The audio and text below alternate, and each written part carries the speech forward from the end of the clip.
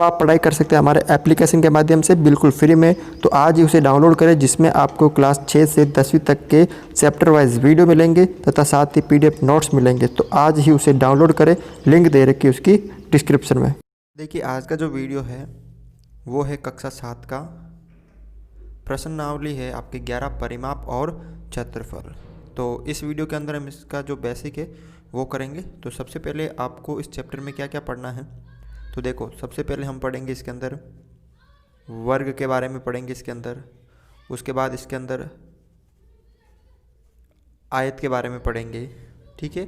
फिर वृत्त के बारे में पढ़ेंगे, फिर समांतर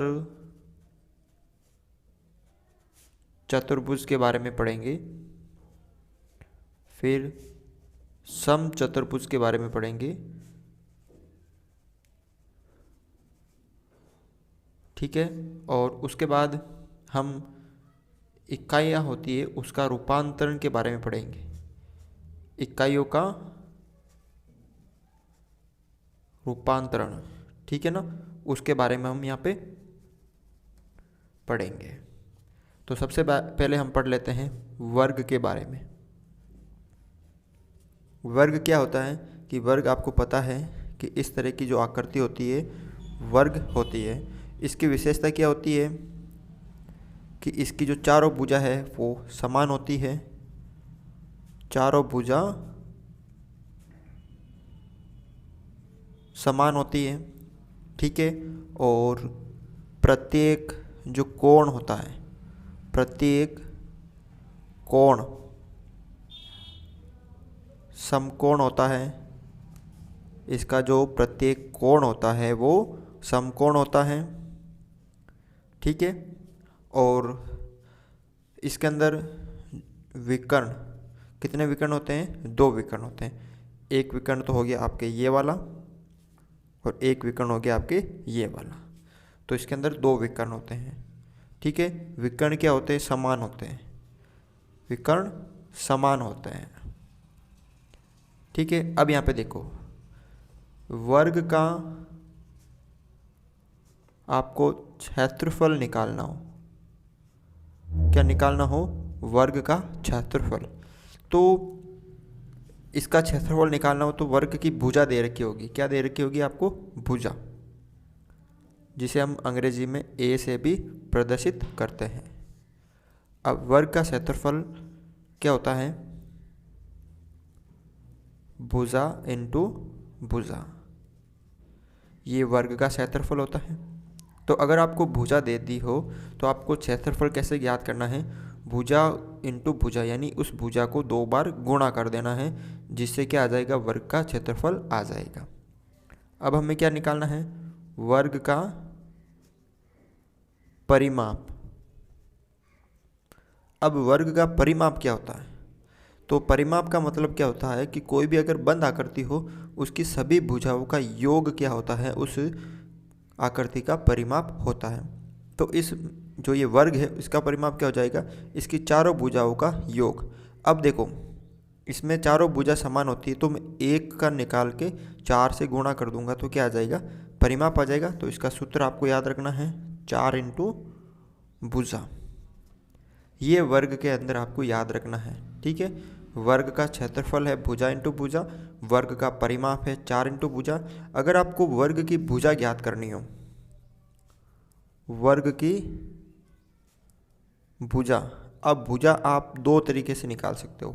जब आपको वर्ग का क्षेत्रफल दे रखा हो तब आप अलग सूत्र लगाएंगे, और जब परिमाप दे रखा हो तब आप अलग सूत्र लगाएंगे। जब आपको क्षेत्रफल दे रखा हो और आपको भुजा निकालनी हो, ठीक है, तो आपको क्या करना है? ध्यान से देखो, जो क्षेत्रफल है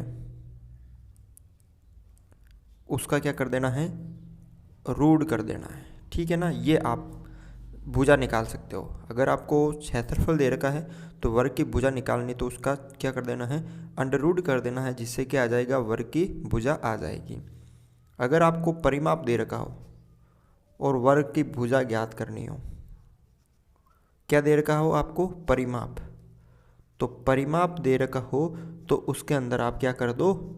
4 का भाग लगा दो, जिससे क्या आ जाएगी आपको उस वर्ग की भुजा। अगर आपको क्षेत्रफल दे रखा हो और भुजा ज्ञात करनी हो तो आप ये सूत्र लगाना, और जब आपको परिमाप दे रखा हो और आपको भुजा ज्ञात करनी हो तो आपको ये वाला सूत्र लगाना है, परिमाप बटा 4। अब हम पढ़ेंगे आयत के बारे में। तो आपको पता है आयत किस तरह की आकृति होती है, ये इस तरह की आकृति जो होती है वो आयत होती है। ठीक है, आयत की विशेषता, इसमें आमने सामने की भुजा समान होती है, आमने सामने की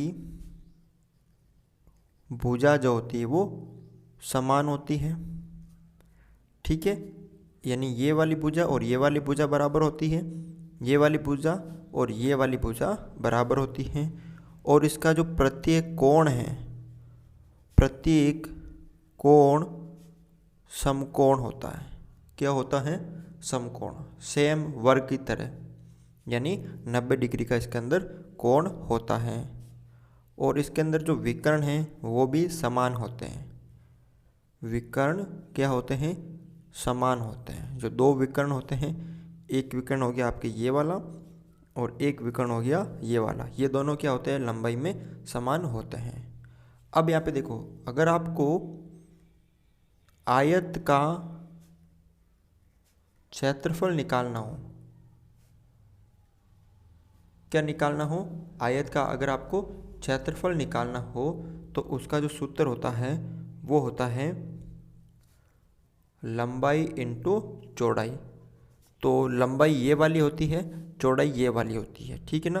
अगर आपको आयत का क्षेत्रफल निकालना हो तो क्या करना है? आपको लंबाई और चौड़ाई को गुणा कर देना है। अगर आपको आयत का परिमाप निकालना हो तो आपको कौन सा सूत्र लगाना है कि 2 गुणा कोष्ठक के अंदर लंबाई प्लस चौड़ाई। आपको क्या करना है? लंबाई और चौड़ाई को पहले प्लस कर देना है, उसके बाद 2 से उसको गुणा कर देना है, तो क्या आ जाएगा? आपको आयत का परिमाप आ जाएगा। ठीक है, अब यहाँ पे कुछ सूत्र है लंबाई और चौड़ाई ज्ञात करने हैं। अगर आपको आयत की लंबाई पूछे और अगर आपको आयत की चौड़ाई पूछे, कब? जब आपको क्षेत्रफल दे दे। क्या दे दे? आयत का क्षेत्रफल दे दे। और क्या पूछे आपसे? लंबाई और चौड़ाई पूछे। तो अगर आपको क्षेत्रफल दे दे और क्या पूछे? लंबाई, तो आपको क्या सूत्र लगाना है? लंबाई का क्या सूत्र हो जाएगा? क्षेत्रफल बटा चौड़ाई, यानी क्षेत्रफल में चौड़ाई का भाग लगा दो तो क्या आ जाएगी? लंबाई। अगर आपको आयत की चौड़ाई ज्ञात करनी हो और आपको क्षेत्रफल दे दे, ठीक है, तो आपको चौड़ाई भी देंगे। अगर लंबाई ज्ञात करनी हो तो आपको क्षेत्रफल और चौड़ाई दोनों देंगे। अगर आपको चौड़ाई ज्ञात करनी हो तो क्षेत्रफल और लंबाई दोनों देंगे। ठीक है, ये सूत्र होता है लंबाई और चौड़ाई का ज्ञात करने का। कब? जब आयत का क्षेत्रफल दे रखा हो। अब जब आयत का परिमाप दे रखा हो तो आयत की लंबाई, ठीक है, तो जब आपको आयत की लंबाई ज्ञात करनी हो, कब? जब परिमाप, तो सूत्र हो जाएगा परिमाप बटा 2 माइनस चौड़ाई। जब आपको आयत की लंबाई ज्ञात करनी हो, कब? जब परिमाप दे रखा हो, तो क्या सूत्र हो जाएगा? आयत की लंबाई बराबर परिमाप बटा 2 माइनस चौड़ाई। ठीक है, और अब देखो, अगर आपको आयत की चौड़ाई ज्ञात करनी हो, आयत की चौड़ाई, कब? जब परिमाप दे रखा हो, तो क्या सूत्र हो जाएगा? परिमाप बटा 2 और माइनस क्या आ जाएगा? यहाँ पे लंबाई आ जाएगा। बस ये सूत्र आपको लगाना है। जब आपको लंबाई ज्ञात करनी हो, परिमाप दे रखा हो, तो परिमाप बटा 2 माइनस चौड़ाई। और जब आपको आयत की चौड़ाई ज्ञात करनी हो और परिमाप दे रखा हो तो परिमाप बटा 2 माइनस लंबाई। ये था आयत के बारे में। ठीक है, अब हम पढ़ेंगे समांतर चतुर्भुज के बारे में। तो समांतर चतुर्भुज कैसा होता है देख लीजिए। इस तरह का जो होता है वो समांतर चतुर्भुज होता है। इसका बस आपको क्षेत्रफल निकालना है, तो इसका क्षेत्रफल क्या हो जाएगा? लंबाई इंटू चौड़ाई। ठीक है, ये इसका क्षेत्रफल है। सम चतुर्भुज निकालना है तो सम का भी सेम यही होगा, या इसका आप और बना सकते हो आधार इंटू ऊंचाई, आधार इंटू ऊंचाई। सम जिसकी चारों भुजा बराबर हो तो सेम यही होगा सूत्र, इसके अंदर भी आधार इंटू ऊंचाई और लंबाई इंटू चौड़ाई। और एक सूत्र और होगा इसके अंदर, 1/2 इंटू जो विकर्ण होते हैं अगर उनका हम गुणा कर देते हैं तो भी सम का क्षेत्रफल आ जाएगा, विकर्णों का गुणा। अब हम बात करेंगे त्रिभुज के बारे में। तो त्रिभुज का क्षेत्रफल, ये त्रिभुज दे रखा है, इसका अगर आपको क्षेत्रफल निकालना हो तो आपको ये ऊंचाई देंगे और आधार देंगे, तो क्षेत्रफल क्या हो जाएगा 1/2 इंटू आधार इंटू ऊंचाई, ठीक है ना। ये होता है आपके त्रिभुज का क्षेत्रफल का सूत्र। बस आपको ये क्षेत्रफल का सूत्र याद रखना पड़ेगा। अब हम पढ़ेंगे जो अंतिम है वृत्त, ठीक है। वृत्त जैसे ये होता है वृत्त, तो इसमें आपको 2 सूत्र याद रखने हैं। एक तो पाई का मान क्या होता है, वो होता है 22/7 या 3.14, ठीक है। और इसका वृत्त का क्षेत्रफल का जो सूत्र होता है वो होता है πr²। पाई की जगह 22/7 भी रख सकते हो और 3.14 भी रख सकते हो। और r क्या होती है, वृत्त की त्रिज्या होती है। फिर वृत्त की अगर आपको परिधि निकालनी हो तो वृत्त की परिधि का सूत्र होता है 2πr। 2 की जगह 2, पाई की जगह आप 22/7 या 3.14 भी रख सकते हो और r की जगह त्रिज्या आ जाएगी। ये 2 सूत्र आपको वृत्त में याद रखने होंगे। अब अंतिम जो है इसके अंदर इकाइयों का रूपांतरण कैसे, अगर आपको सेंटीमीटर स्क्वायर दे रखा है, कितना 1 सेंटीमीटर स्क्वायर, और इसको किस में बदलना है, मिलीमीटर स्क्वायर में इसको बदलना है, तो कैसे बदलोगे इसको, ध्यान से देखो। अब इसको इसमें बदलना, तो 1 सेंटीमीटर स्क्वायर को हम कैसे लिख सकते हैं, 1 सेंटीमीटर इंटू 1 सेंटीमीटर। ये सेंटीमीटर 2 बार है ना, 1 सेंटीमीटर, इसलिए इसको हमने ऐसा लिख दिया। और 1 सेंटीमीटर के अंदर कितने मिलीमीटर होते हैं, 10 मिलीमीटर, इंटू 1 सेंटीमीटर के अंदर 10 मिलीमीटर, गुणा कर दिया तो 100 मिलीमीटर स्क्वायर। ये इसमें इसको हमने बदल दिया। तो आपको याद रखना है कि 1 सेंटीमीटर के अंदर 10 मिलीमीटर होते हैं। अगर इसका स्क्वायर है तो इसका भी स्क्वायर आपको करना पड़ेगा।